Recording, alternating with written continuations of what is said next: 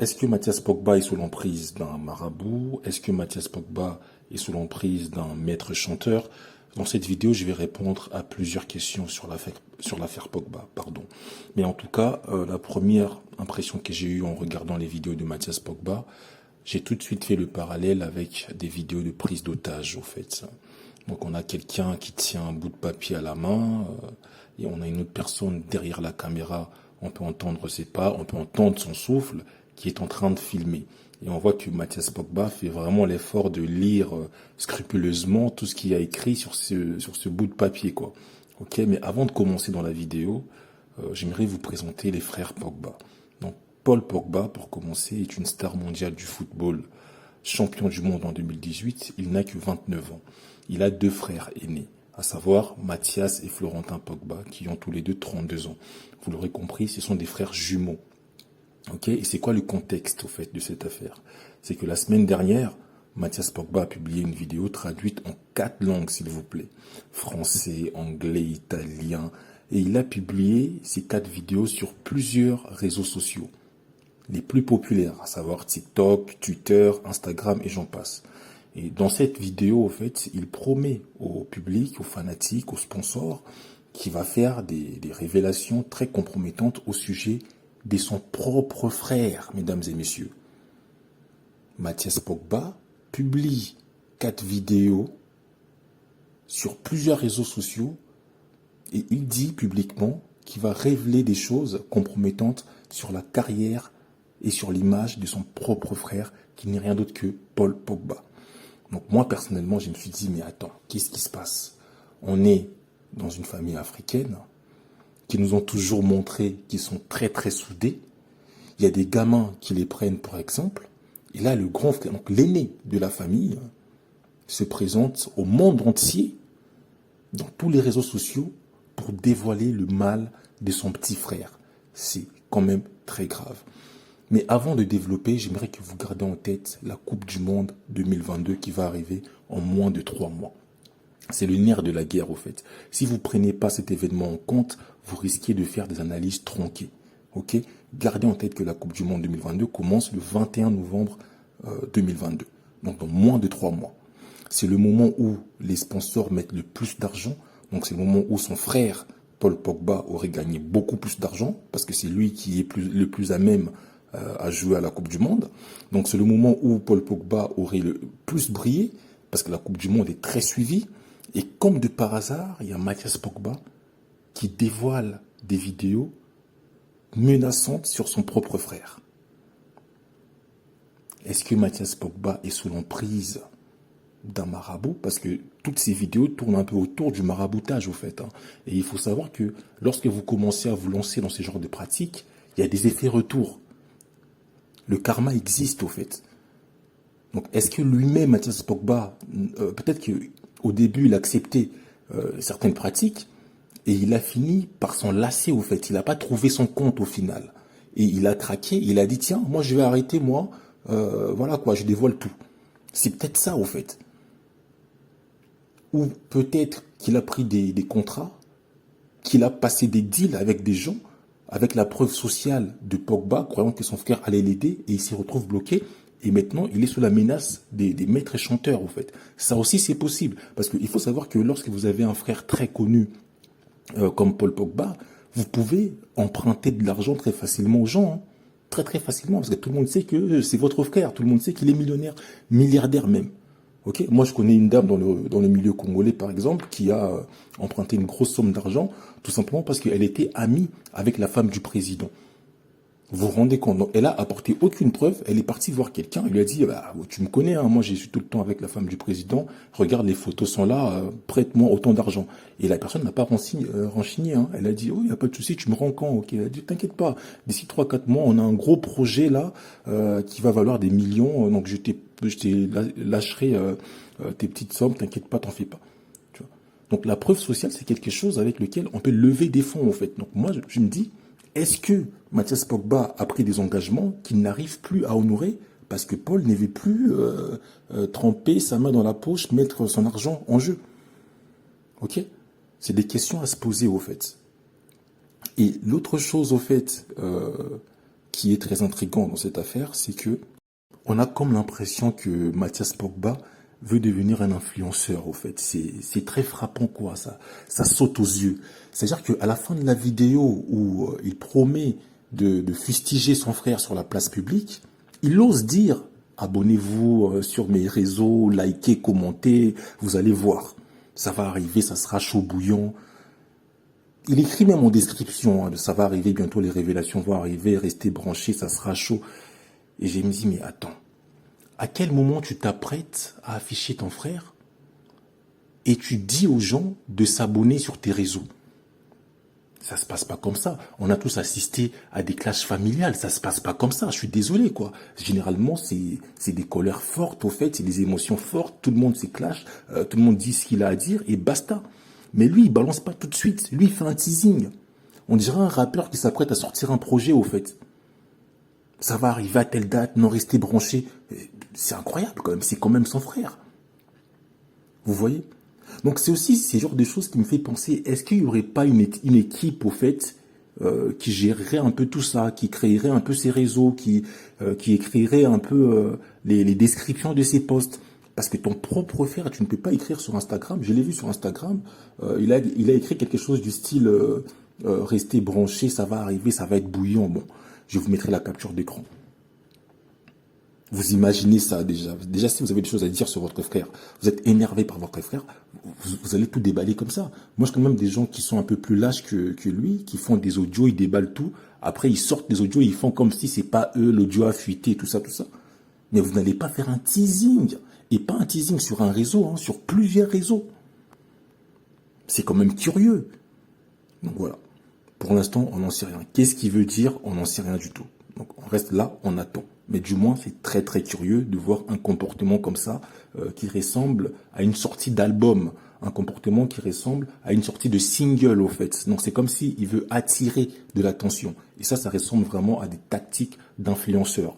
Et surtout que lorsqu'on va sur son compte Instagram, on voit qu'il est invité à des conférences pour faire des speeches de motivation. Et tout juste après, j'ai vu qu'il faisait la publicité d'une marque, des pilules, je crois, pour avoir plus d'énergie. Donc voilà. Donc est-ce qu'il ne veut pas attirer du trafic sur son compte pour pouvoir promouvoir sa marque? Mais c'est vraiment très mal fait quand même. Ça se passe pas comme ça. Qui va acheter tes pilules si on voit que tu craches sur ton propre frère? En tout cas, à l'heure actuelle, moi je pense que nous assistons à un chantage public. Ok? Donc Mathias fait du chantage à Pogba. Publiquement, en fait, il a un objectif en tête. Son but n'est pas de révéler les soi-disant choses qu'il a à dire. C'est pas du tout ça. Au fait, il fait juste du teasing pour mettre la pression à son frère. Et la preuve, son frère panique. Il a envoyé ses avocats, il y a eu des procédures. Tout le monde est en panique là. Le web est en panique. La preuve, c'est que ça marche, au fait. Et depuis tout ce temps, Mathias ne parle pas. Il fait que du teasing, au fait. Donc c'est ma thèse la plus cohérente aujourd'hui avec tous les éléments que j'ai actuellement. Il se pourrait que mon point de vue évolue, mais pour l'instant c'est ce que moi je vois au fait. Donc Mathias veut quelque chose de Pogba. Mathias a réellement des dossiers sur Pogba. Là-dessus j'ai aucun doute, c'est quand même son frère. Ils ont grandi ensemble. Nous tous on a des choses qu'on aimerait cacher. Voilà. Et donc il a vraiment des dossiers qui peuvent faire mal à Pogba. Mais s'il vient sur la place publique, ce n'est pas pour les dévoiler. C'est pour faire du chantage à son petit frère. C'est clairement ça. Parce que la thèse de devenir influenceur, ça ne tient pas la route, au fait, clairement. Tu fais un bad buzz, mais quelle marque va vouloir signer avec toi? Vous voyez ou pas? On verra bien où ça nous mène, mais en tout cas, je condamne vraiment ce genre d'agissement, quoi. Je ne cautionne pas les choses que Paul Pogba aurait fait, je parle bien au conditionnel, mais je condamne sévèrement qu'un frère vienne sur la place publique pour fustiger son propre frère. C'est très grave. C'est comme si, au fait, imaginez, sur votre lieu de travail, il y a votre frère qui débarque comme ça et qui commence à crier, qui commence à dire ah, je vais tout dévoiler sur cette personne-là, je vais vous dire qui elle est réellement, c'est une hypocrite, voilà, sur votre lieu de travail. Vous imaginez un peu ça? Et en plus, Mathias ne se contente même pas de faire cette chose-là sur un seul réseau. Il fait sur TikTok, sur Instagram, sur Twitter. Voilà, les plus gros réseaux. Donc, imaginez que votre frère ou votre sœur vous suit sur votre lieu de travail, sur votre salle de sport, où il va proférer ces genres de menaces. Imaginez simplement ça. Comment vous appelez ça? Donc, peu importe ce que Mathias a à nous dire, ça se fait pas comme ça. Hein. Les affaires familiales se règlent en famille, s'il vous plaît. À moins que il ait des choses à dire qui sont d'ordre public. Hein, parce qu'il parle des cérémonies de maraboutage, des rituels de maraboutage qui ont pour objectif de nuire à des gens, en fait. Je sais pas. Donc, imaginons qu'il sort un truc du style que Pogba kidnappe des fans. Bon, ça m'étonnerait, c'est quand même un peu gros. Hein, s'il sort des trucs comme ça qui touchent des personnes en dehors de leur famille, là, je peux comprendre les buts de ces vidéos, mais je condamnerais quand même la forme, au fait, s'il n'avait pas à le faire comme ça, avec tout un teasing autour. Voilà. Mais en tout cas, s'il sort des affaires qui concernent leur famille, ça se fait pas comme ça. Ça se passe pas comme ça. Mais revenons d'abord sur qu'est-ce que Mathias reproche concrètement à Pogba. À un moment, il dit « Tu m'as impliqué malgré moi, j'ai failli mourir par ta faute. » C'est quand même grave. Tu m'as laissé dans le trou. Donc, tout ça, au fait, c'est tellement qu'il parle des trucs de marabout. Moi, je pense qu'il parle des cérémonies, des rituels maraboutage, au fait. Je vois pas les Pogba aller braquer une banque, aller faire des choses, des gangsters, au fait. Et dans ses propos, c'est jamais apparu des trucs des gangsters. Donc, il parle forcément des trucs de marabout, au fait. Quand il dit, tu m'as impliqué malgré moi, j'ai failli mourir. Donc, peut-être il s'agit d'un rituel où il a failli perdre sa vie. J'en sais rien. Pour l'instant, personne ne sait ce qu'il va dire, au fait. À un autre moment, il dit, quand tout sera dit, les gens verront que tu es le plus traître, le plus hypocrite de cette terre. Là, encore une fois, on est dans le flou, on ne sait pas trop ce qui se passe. Bon, bref, je vous passe les détails, vous avez tout sur Twitter. Mais moi, la chose qui m'a poussé à intervenir, au fait, c'est lorsqu'on a traité la mère des Pogba de chef des gangs. Ça, c'était vraiment le truc qui m'a fait sortir de mes gonds. Je me suis dit, bon, ma chaîne parle du retour en Afrique, donc vous aurez forcément affaire avec la famille, vous aurez forcément affaire avec les amis. En Afrique, on est vraiment tous frères, quoi. Ok? Et donc cette affaire pourrait nous servir aussi d'exemple pour qu'on puisse réfléchir. Mais la question que je me pose sur la mère de Pogba et sur les journalistes français et les journalistes du monde, qu'est-ce que cette affaire a à voir avec la femme noire, en fait? Pourquoi ça finit toujours sur la femme noire?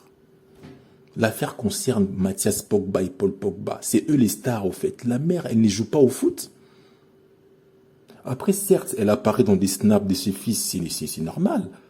C'est normal. Aujourd'hui, tout le monde peut afficher sa mère, ses enfants. C'est normal.